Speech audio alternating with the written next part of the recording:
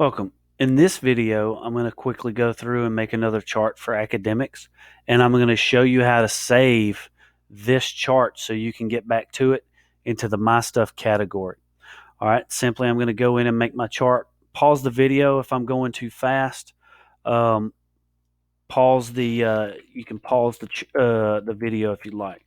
Reading Fluency, and I'll kind of walk you through what I'm doing. I'm naming my document here. I'm going to go in and I have a second grader. I'm going to get rid of this phase.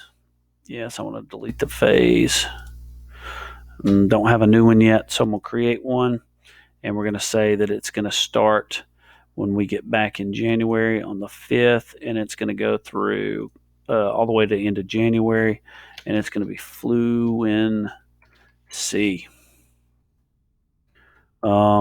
Yes, I want to create my phase, but I want to get rid of this made-up phase that they did. Yes, I want to delete that phase.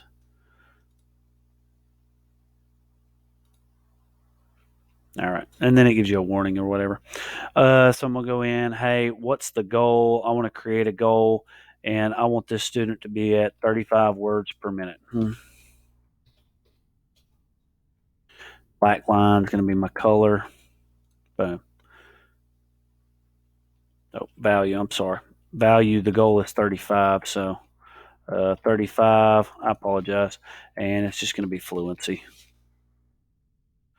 I'll save. Sorry, I'm going quickly.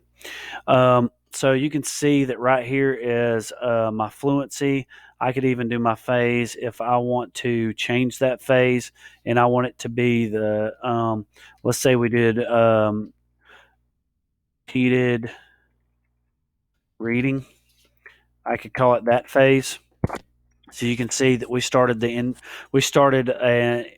intervention called repeated reading. The goal is 35. So I can also do my aims if I wanted to. We won't get into that.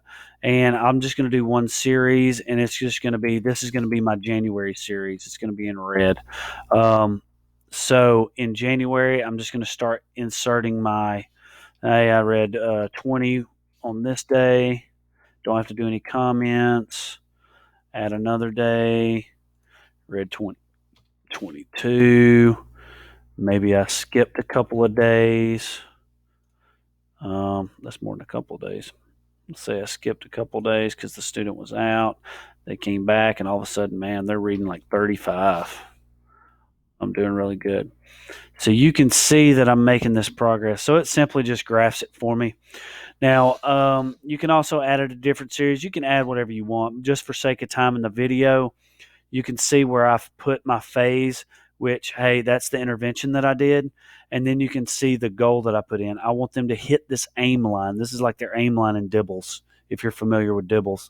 Now, when I'm finished, what I want to do is I can go down and I can go to data analysis, and I can do the different means and stuff like that. But this is mainly a visual to show to parents to prove that the intervention is working, or showing that, hey, maybe an intervention needs to be changed, unfortunately. Then you have print reports. You can go down, and it will, once I click on this, I can download and I can print the report. Very simple, just like it did with the behavior report card if you've watched those videos. But what I'm going to do is I want to continue to track this person. It could be the student's name, Fluency, or whatever, so you can keep up with it. I usually use student's initials. We'll just use mine, DM Fluency, so I know that I'm monitoring that person's fluency. Then what you do is you simply just click Save Document. Save and document. All right.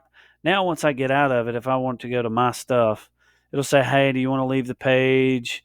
Yes. Now you can see when I'm on here, you can see the tool. Up here's a different tool. Up here's a different tool.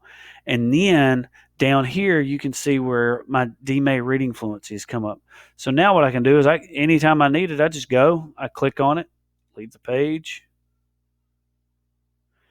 and boom, it pops up my chart dog graph and everything that I've done before, and I can go back to work just like I was. Let's say my next series is February. So I hope that helps you out, show you how to save it. Thanks.